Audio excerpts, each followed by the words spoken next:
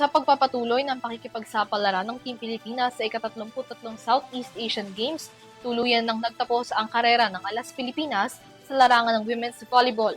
Ang kupunan kinapos ng isang laban para masunggit ang bronze medal. Alamin ang iba pang detalye sa sports balita ni Kyle Basa. Bigong nakamit ng ating National Ladies Spikers na Alas Pilipinas ang bronze medal matapos matalo kontra Indonesia sa Battle for Third matchup sa SEA Games na ginanap kahapon December 15. Mas naging handa at preparado sa laban ang koponang Indonesia sa pagtatapat nila kontra Alas.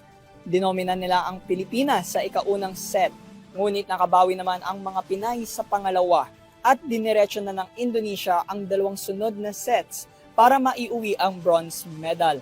Ang naging final scores ng matchup ay 26-28, 25-13, 28-30 at 24-26.